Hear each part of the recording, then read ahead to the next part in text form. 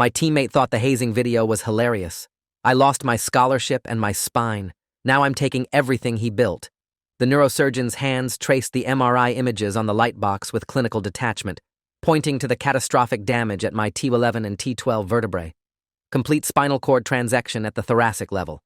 The impact fractured both vertebrae and severed the spinal cord entirely. You also have 4 fractured ribs, a punctured lung, severe soft tissue damage across your back and shoulders, and a concussion from secondary impact when your head hit the ground. His voice carried the flat affect of someone who delivered life-altering news multiple times daily, but something in his expression shifted when he reached the prognosis. You'll never walk again.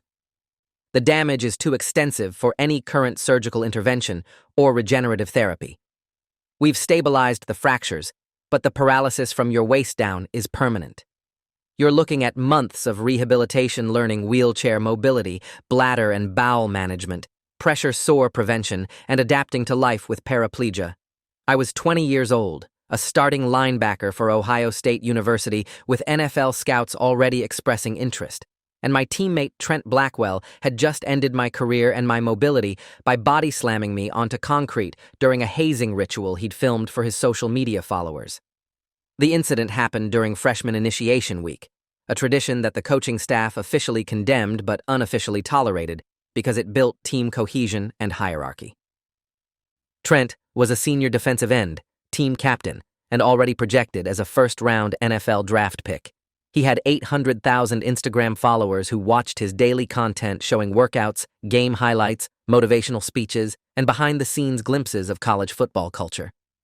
The hazing video was supposed to be his biggest viral moment yet, promoted across his platforms as something epic and hilarious that would show what real football culture looked like. He'd gathered 15 teammates in the athletic facility parking garage after midnight, positioning his phone on a tripod to capture everything. The stated tradition was that freshmen had to complete physical challenges designed to prove toughness and earn respect. Previous years had involved excessive workouts, eating gross food combinations, or enduring cold showers while veterans yelled insults. Trent had escalated significantly, creating challenges that were genuinely dangerous and humiliating. I'd watched him make another freshman do burpees until he vomited, then continue doing burpees in his own vomit. I'd seen him force a kid to chug an entire gallon of milk despite lactose intolerance, then filmed the inevitable painful consequences. When my turn came, Trent announced that my challenge would be different because I was a scholarship athlete and starting linebacker despite being a freshman, positions that typically went to upperclassmen who'd earned them through years of dedication.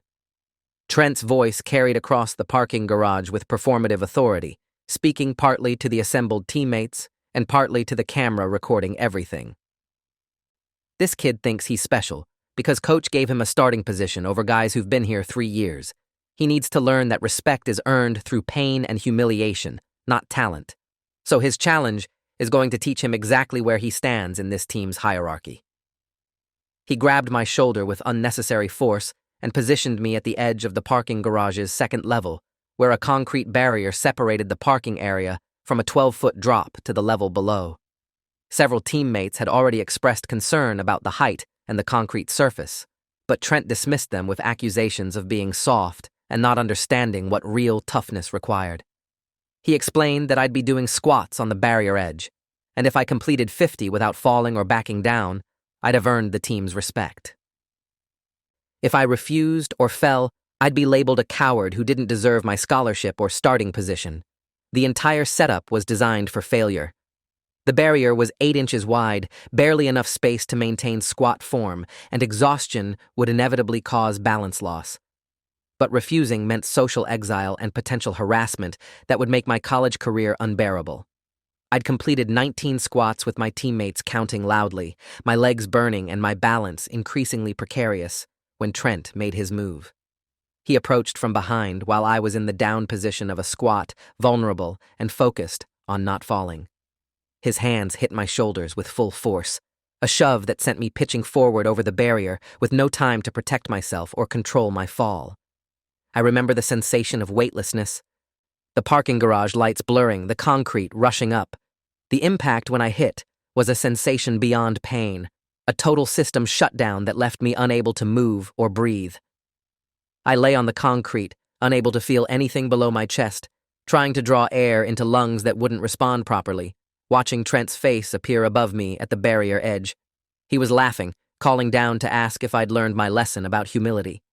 Other teammates were shouting at him, some running toward the stairs to reach me, but Trent kept filming with his phone, capturing my broken body and his own commentary about how I'd failed the challenge and proven I wasn't tough enough for college football. Someone finally grabbed his phone and screamed at him to call 911. And his laughter died as he apparently realized the fall hadn't been the funny conclusion he'd imagined.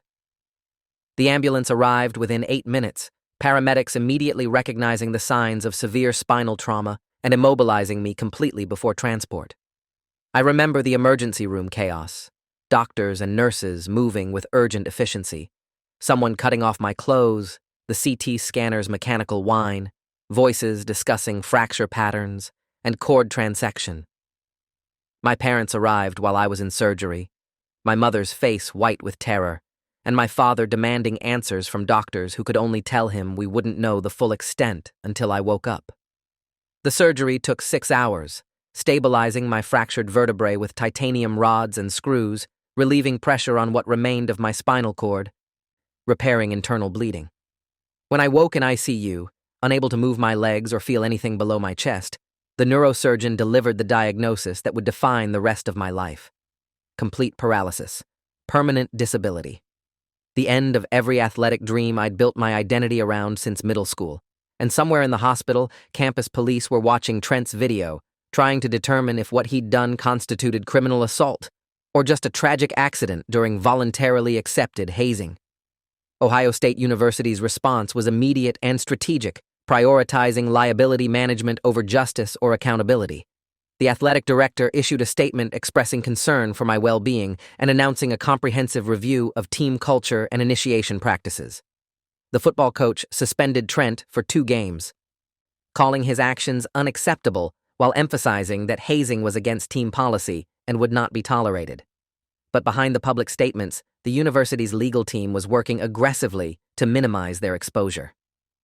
They argued that hazing happened off-campus, after hours, without official sanction, meaning the university couldn't be held responsible for students' independent choices. They emphasized that I'd participated voluntarily in an activity I knew was dangerous, accepting inherent risks. They pulled my signed athletic scholarship paperwork that included liability waivers for injuries sustained during football-related activities, claiming those waivers extended to team bonding events. Within a week, they'd offered my family a settlement, $150,000, full medical coverage for 2 years, and guaranteed degree completion if I withdrew from the football program and signed a comprehensive liability release. My parents were working-class people from a small town in Pennsylvania, my father a factory worker and my mother a grocery store cashier. They'd been counting on my scholarship to provide the college education they couldn't afford. The settlement seemed simultaneously inadequate and necessary. The criminal investigation proceeded with frustrating slowness. Detective Raymond Kowalczyk reviewed Trent's video repeatedly, interviewed witnesses from the parking garage, documented my injuries with photographs and medical records. The video clearly showed Trent pushing me, his hands on my shoulders, the deliberate force that sent me over the barrier. But the county prosecutor's office declined to file assault charges, determining that proving criminal intent was too difficult given the context. Trent's attorney argued that the push had been part of the hazing ritual, meant to make me lose balance and step down from the barrier rather than fall completely over it, that my fall had resulted from unfortunate physics and bad luck rather than malicious intent, that Trent couldn't have reasonably foreseen such catastrophic injury from what he'd perceived as rough horseplay. The prosecutor told Detective Kowalczyk that without evidence of specific intent to cause serious bodily harm, assault charges wouldn't meet the criminal burden of proof. They offered Trent a plea deal on lesser charges, reckless endangerment and hazing violations, both misdemeanors that would result in probation, community service, and mandatory counseling. No jail time. No felony record. No real consequences that would affect his football career or NFL prospects. Trent accepted the plea deal and issued a carefully scripted apology that his PR team had obviously written. He posted a video sitting in his apartment wearing a plain gray sweatshirt instead of his usual branded Ohio State gear, speaking in measured tones about how deeply he regretted the incident and how he'd never intended anyone to get seriously hurt.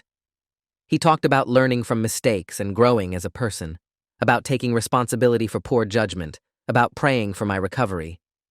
He never said he'd pushed me deliberately, never acknowledged that the hazing had been designed to be dangerous, never admitted that he'd been filming for content and views rather than legitimate team building. The video was perfectly calibrated for damage control, hitting notes that would satisfy casual observers without actually accepting meaningful responsibility. His comment section filled with supportive messages from fans praising his maturity and forgiveness, with only scattered criticism from people pointing out the inadequacy of his response. His Instagram following grew by 100,000 during the controversy, people drawn to the drama and wanting to watch what happened next. He turned my paralysis into engagement metrics and audience growth. The university's settlement came with conditions that I didn't fully understand until later.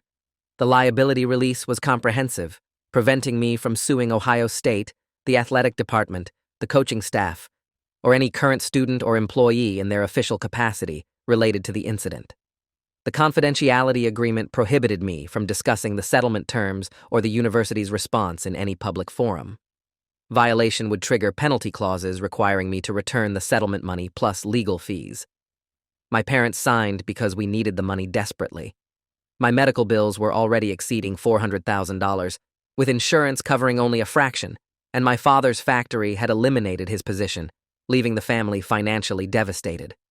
The $150,000 felt necessary for survival, even though it represented a fraction of what my lifetime care would cost. I later learned through a journalism student investigating the case that Ohio State had paid Trent's legal fees through a discreet athletic department fund, ensuring he had the best criminal defense money could buy. They'd protected their star player at the expense of their injured player, prioritizing the team's public image and Trent's NFL prospects over my justice or recovery. Physical rehabilitation was 6 months of hell learning to function without legs that would never work again. Occupational therapists taught me wheelchair transfers, pressure relief techniques to prevent sores, bladder catheterization, bowel management programs. Physical therapists worked on maintaining upper body strength and preventing joint contractures. Psychologists helped me process the trauma and grief of losing mobility and athletic identity. Every day brought new humiliations and limitations, discovering activities I'd taken for granted that were now impossible or required elaborate adaptation. Getting dressed took 30 minutes instead of 5. Showering required a specialized chair and careful positioning. Going anywhere meant planning accessible routes and parking. My girlfriend Ashley, who I'd been dating since high school and had followed me to Ohio State, couldn't handle the reality of my disability. She stayed for 2 months, trying to adjust to the person I'd become, but eventually admitted she couldn't imagine a future with someone in a wheelchair. The breakup hurt less than it should have because I understood her reasoning completely. I wouldn't want to be with me either in this condition. Trent's NFL career launched exactly as predicted despite the incident and criminal conviction. The NFL draft analysis treated his hazing case as a minor character concern that wouldn't significantly impact his value. Draft experts mentioned it briefly in scouting reports, noting that he'd been involved in a college incident that resulted in injury to a teammate, but emphasizing his physical talents and leadership potential outweighed the baggage. The Cleveland Browns selected him in the first round, 18th overall, guaranteeing him a 4-year contract worth $12 million with $8 million guaranteed. His signing bonus alone was more than 50 times the settlement my family had accepted. He moved into a luxury apartment in downtown Cleveland, driving a Range Rover that his contract allowed him to expense, posting Instagram content about his NFL lifestyle. His following grew to 2 million as football fans embraced him as an exciting defensive talent. Brand sponsors started approaching him about endorsement deals despite his recent criminal conviction. Athletic apparel companies apparently didn't care that he'd paralyzed a teammate as long as he could generate social media engagement and sell products to his demographic. I watched all of this from my parents' house in Pennsylvania, where I'd moved after leaving Ohio State because living independently with paraplegia required resources I didn't have. My room was the converted first-floor den, the only space that could accommodate my wheelchair without major renovation. I spent my days attending community college online, working toward a business degree that felt meaningless compared to the athletic career I'd lost. I followed Trent's social media obsessively, documenting every post and sponsor mention, tracking his growing success while my own life remained trapped in limitation and pain. The chronic nerve pain was constant, my brain insisting that my paralyzed legs were burning or cramping even though I couldn't feel or move them. The phantom sensations were maddening, treated with medications that left me foggy and exhausted. I developed pressure sores from sitting too long despite careful positioning, infections that required hospitalization and surgical debridement. My weight fluctuated wildly as I struggled to adapt nutrition for a sedentary body that had been extremely athletic. Everything about my existence felt wrong, a punishment I hadn't deserved that nobody except me seemed to think required accountability. The legal clinic at my community college connected me with an attorney named Marcus Okoye, who specialized in personal injury and disability rights cases. He reviewed my situation with sharp focus, watching Trent's parking garage video multiple times, reading the police reports and medical records, examining Ohio State's settlement and release forms. His assessment was direct and frustrating. You have strong evidence of negligence and intentional harm. The video clearly shows deliberate force causing catastrophic injury. But the settlement you signed prevents you from suing Ohio State or anyone affiliated with the university at the time of the incident. The release is comprehensive and well-drafted. Breaking it would cost you the settlement money plus legal fees, putting your family in worse financial position. He paused and leaned back in his chair. However, the release was specific to the university and employees. It doesn't prevent you from pursuing civil claims against Trent personally for battery, assault, and infliction of emotional distress. His criminal plea creates strong foundation for civil liability since he's already admitted wrongdoing. The challenge is that civil litigation takes years and significant money up front for expert witnesses and depositions. Even if you win, collecting judgment from someone with protected NFL contract assets is difficult. Marcus continued with something that caught my attention. The more effective approach might be destroying his endorsement deals and public reputation rather than pursuing money directly. Trent has built his brand on being a tough, respected leader who overcame controversy to reach the NFL. His value to sponsors depends on maintaining positive public image and avoiding association with serious wrongdoing. If his involvement in your paralysis becomes widely known with proper context and evidence, brands won't want the liability of endorsing someone who's essentially a convicted assailant. The NFL tolerates players with criminal records, but sponsors are more sensitive to public pressure. Coordinated campaigns highlighting corporate responsibility and consumer boycotts can force companies to terminate endorsement deals regardless of contract terms. Sometimes the best justice isn't a courtroom verdict, but destroying someone's economic foundation and reputation. He pulled out a legal pad and started sketching a strategy that involved documenting Trent's pattern of dangerous behavior, identifying his current and prospective sponsors, researching corporate social responsibility policies, and building a public pressure campaign that would make association with Trent too costly for brands to maintain. I spent the next year building a comprehensive case file on Trent's conduct and career. I tracked every social media post, cataloging his content that celebrated violence or dangerous behavior.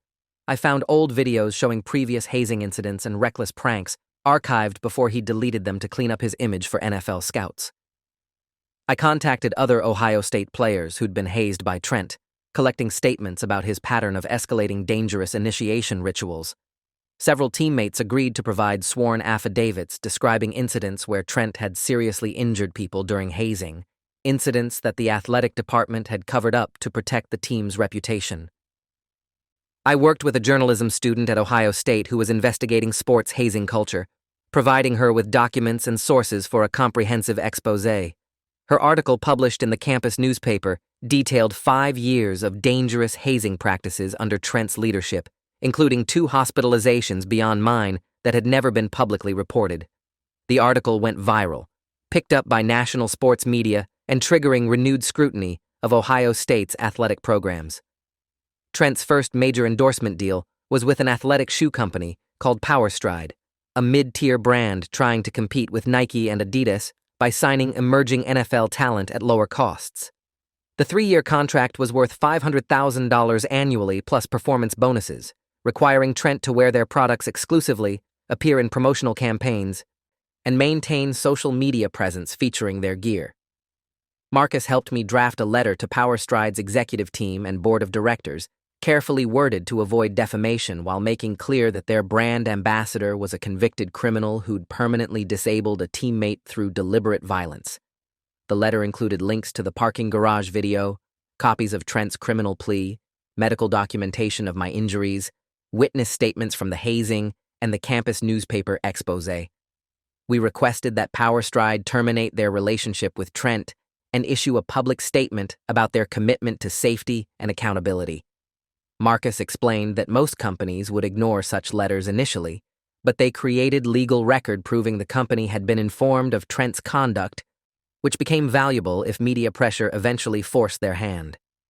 PowerStride's initial response was a corporate non-statement about how they took all concerns seriously and were reviewing the matter internally.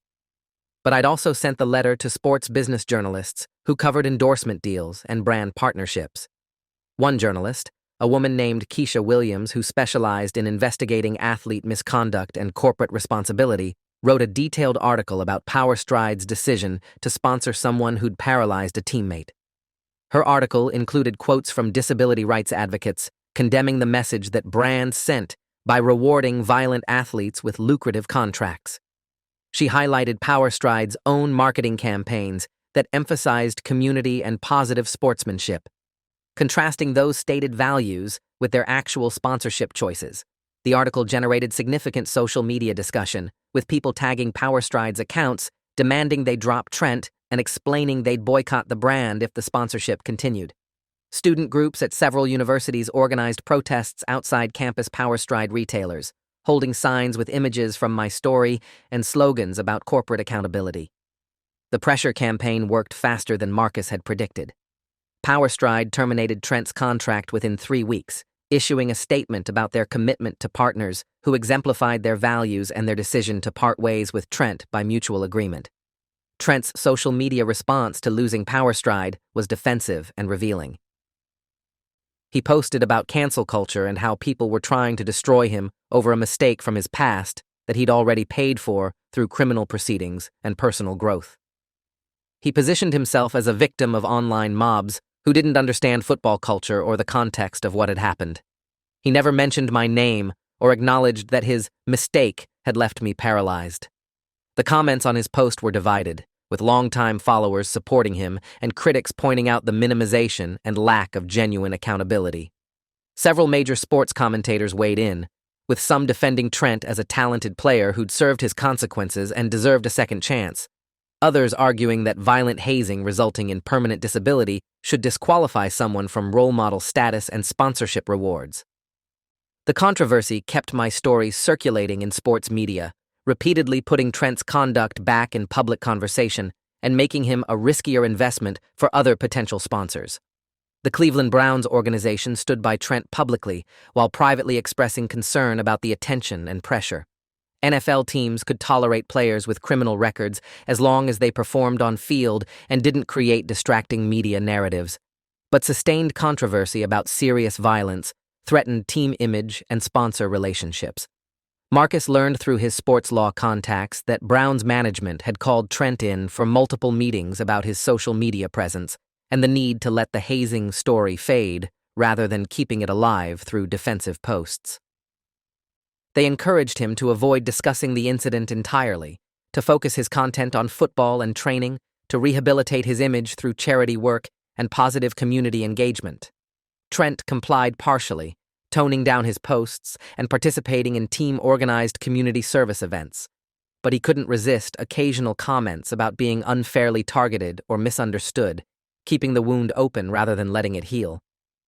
Marcus filed the civil lawsuit 18 months after my injury, suing Trent personally for battery, negligent infliction of emotional distress, and loss of future earnings. The complaint detailed the parking garage incident with clinical precision, included the video as evidence, cited Trent's criminal plea as admission of wrongdoing, and calculated my lifetime damages, including medical costs, lost NFL career earnings, pain and suffering, and permanent disability. We estimated total damages at $15 million. a number that would require significant portions of Trent's NFL contract earnings. His attorneys responded with a motion to dismiss, arguing that I'd voluntarily participated in hazing knowing the risks, that my own negligence contributed to my injuries by agreeing to dangerous activities, and that my previous settlement with Ohio State precluded additional claims. Marcus had anticipated these arguments and filed a detailed response explaining that voluntary participation in hazing didn't constitute consent to deliberate violence, that Trent's criminal conviction established liability, and that the Ohio State settlement was separate from personal claims against Trent. The judge denied the motion to dismiss, allowing our case to proceed to discovery. Discovery was the phase where civil litigation became genuinely damaging regardless of eventual verdict. Marcus subpoenaed Trent's phone records, social media archives, financial statements, endorsement contracts, and communications with his management team. We obtained his direct messages and text conversations about the hazing, revealing his premeditation and intent.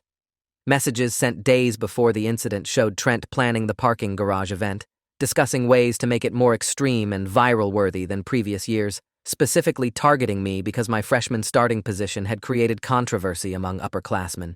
He'd written to friends about teaching me a lesson and putting me in my place, about showing his followers what real football culture looked like, about getting massive engagement from content showing a cocky freshman being humiliated. The messages proved his intent wasn't team building, but social media content creation and establishing dominance through violence. Even more damaging, we discovered he'd edited and uploaded the parking garage video to a private YouTube channel before my injuries became known, titling it "Freshman Gets Humbled," with tags about hazing and initiation. He'd only made the video private after realizing I was seriously injured, but the metadata and upload history proved his original intent was public distribution for entertainment and views. The discovery also revealed Trent's financial situation and sponsorship pipeline. Beyond the terminated PowerStride deal, he had pending negotiations with an energy drink company, a sports nutrition brand, a video game developer, and a men's grooming products company. The total potential value of these deals exceeded $2 million annually, significantly supplementing his NFL salary. Marcus sent demand letters to each company, providing them with discovery documents showing Trent's premeditation, his intent to film content showing violence and humiliation, and his criminal conviction.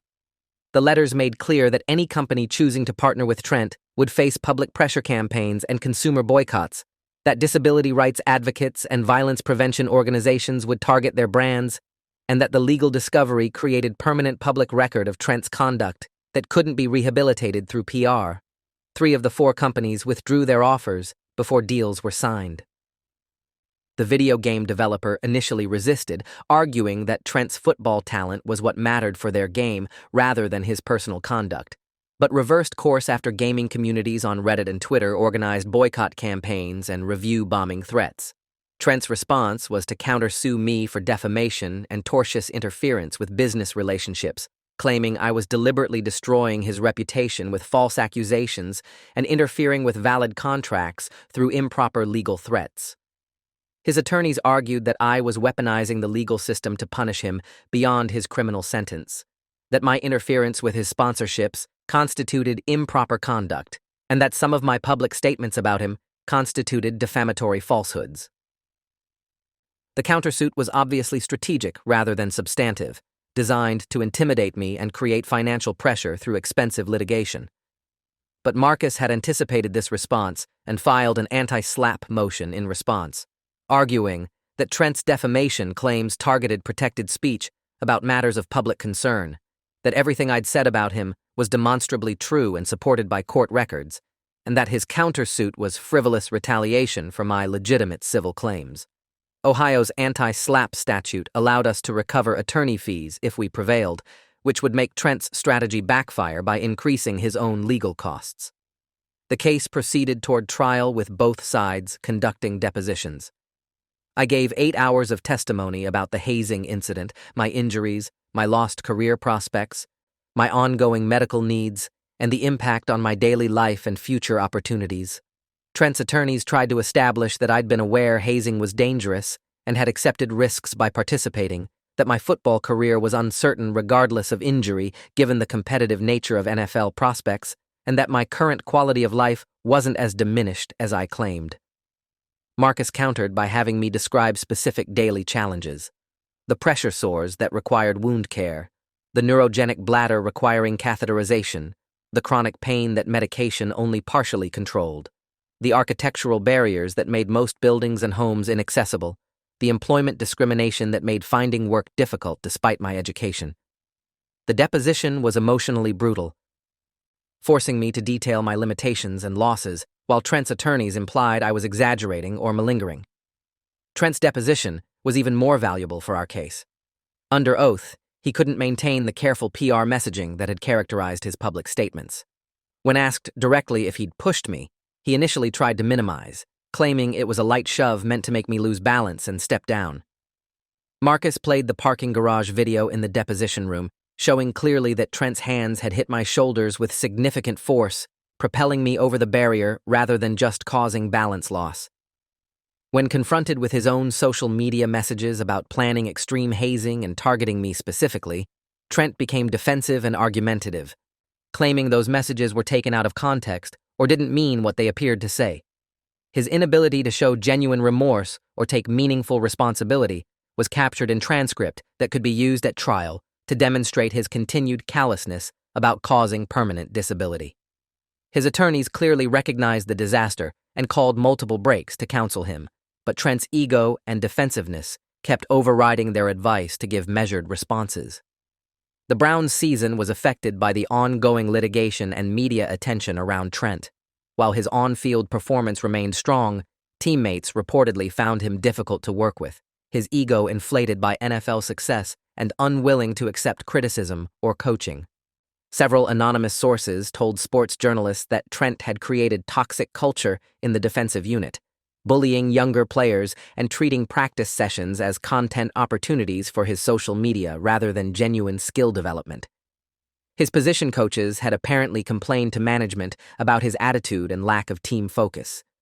When the Browns had a disappointing season, finishing 6-11 and missing playoffs, some analysis pointed to internal chemistry issues and lack of veteran leadership. Trent's role in those problems became part of the narrative, with commentators suggesting that talent alone couldn't overcome character deficiencies, and that the Browns had made a mistake drafting someone with known issues around violence and team conduct. Marcus negotiated with Trent's legal team toward settlement, using the discovery documents and deposition transcript as leverage. We'd established clear liability, documented premeditation, shown pattern of dangerous conduct, and demonstrated significant damages.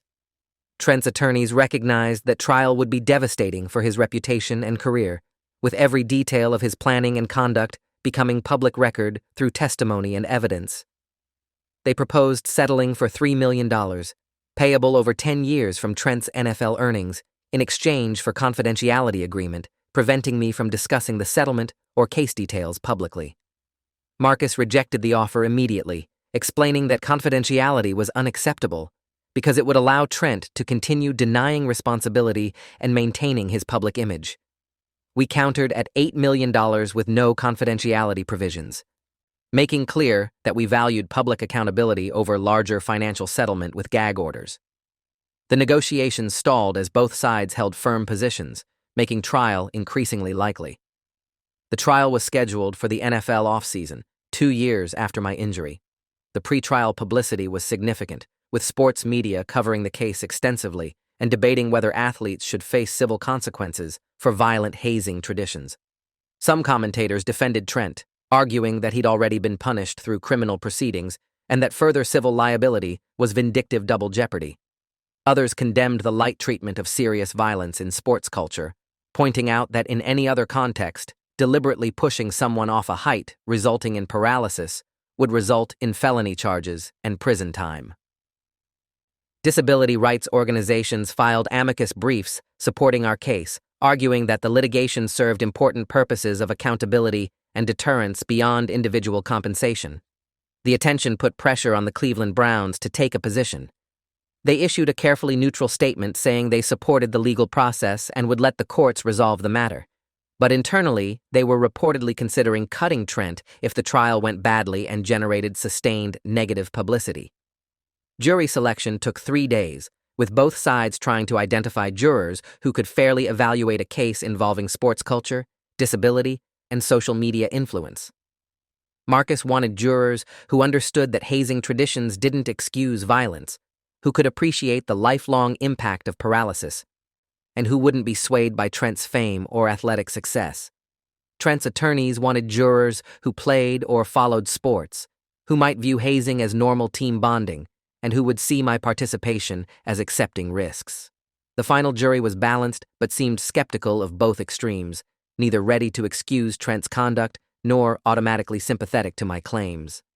Marcus told me this was ideal, because juries that were genuinely neutral would respond to strong evidence rather than preconceived biases. Opening statements established sharply different narratives. Marcus played the parking garage video within the first 5 minutes, letting the footage speak for itself about deliberate violence and catastrophic consequences. He walked the jury through my injuries with medical precision, showed photographs of my damaged spine, and the surgical hardware holding my vertebrae together displayed documentation of my lost athletic career and scholarship. Then he introduced the text messages showing Trent's premeditation, his intent to create viral content from extreme hazing, his specific targeting of me for humiliation. The narrative Marcus built was about predatory behavior disguised as tradition, about someone prioritizing social media engagement over human safety, about violence without accountability or genuine remorse. Trent's attorney tried arguing mutual combat and assumed risk, claiming that I'd voluntarily entered a situation I knew was dangerous, that hazing was a tradition I'd accepted by joining the team, and that my injuries resulted from unfortunate accidents rather than intentional violence. But the argument was undercut by the video evidence showing Trent's deliberate push and my clear inability to consent or control the situation. Medical experts testified about the specifics of spinal cord injury and paralysis. A neurosurgeon explained how my T11-T12 transection created permanent disability below my chest level, how no current medical intervention could restore spinal cord function after complete severing, how my prognosis included lifelong medical complications and reduced life expectancy. A rehabilitation specialist described the extensive care required for paraplegia management, pressure sore prevention, bladder and bowel programs, pain management, mobility equipment, accessible housing modifications. An economist calculated my lifetime costs at approximately $2.8 million for medical care alone, not including lost earnings from an aborted NFL career that could have generated $8 to $15 million based on my draft projections. Trent's medical experts tried minimizing some projections and questioning whether my NFL career was guaranteed, but they couldn't dispute the basic medical facts about permanent paralysis and ongoing care needs. Witness testimony was devastating for Trent's defense.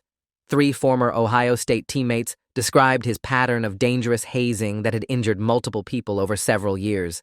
They testified about the athletic department's knowledge of these practices and decision to protect Trent rather than discipline him because of his on-field value.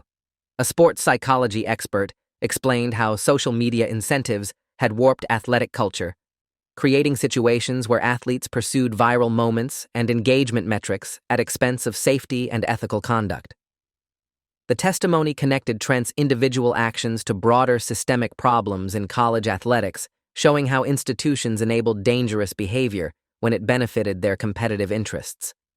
Trent's character witnesses included NFL teammates and coaches who testified about his work ethic and leadership, but Marcus's cross-examinations revealed that none of these witnesses had known about his hazing history or seen the parking garage video before trial.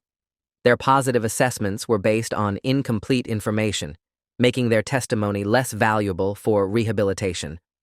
Trent testified on his own behalf, probably against his attorney's advice, but unable to resist the opportunity to control his narrative before an audience.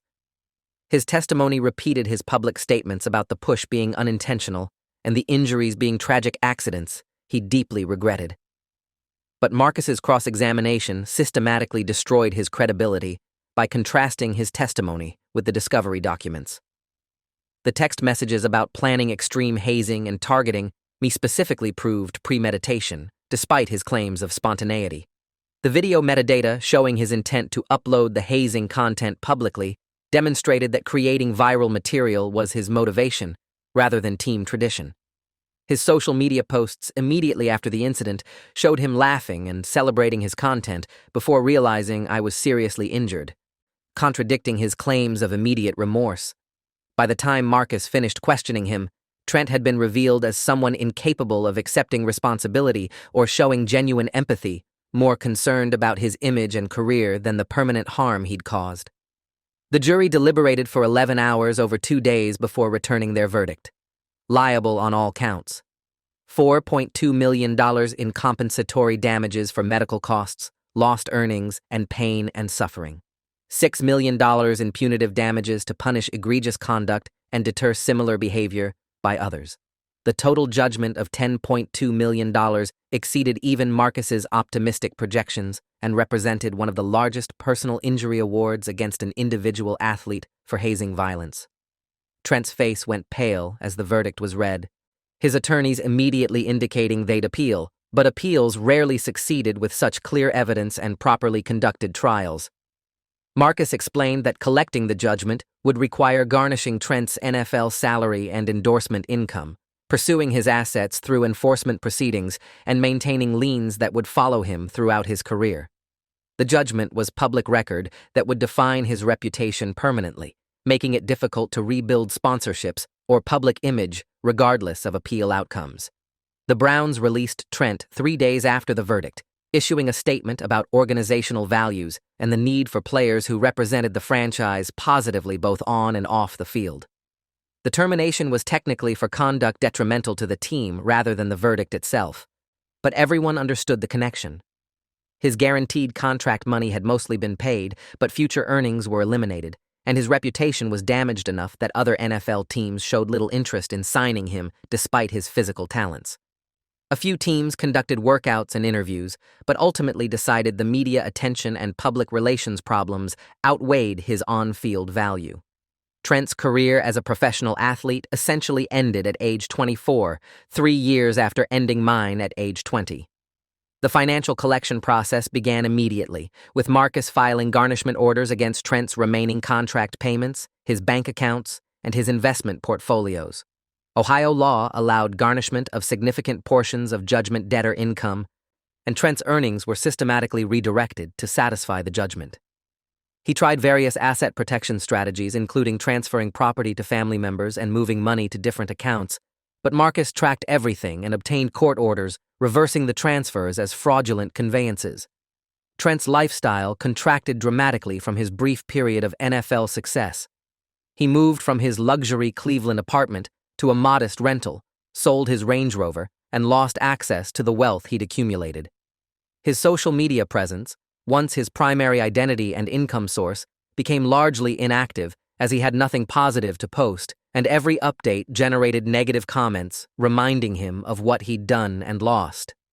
I used the initial judgment payments to cover medical expenses that had been accumulating, pay off my parents' debts from supporting me during recovery, and establish a trust fund for future care needs.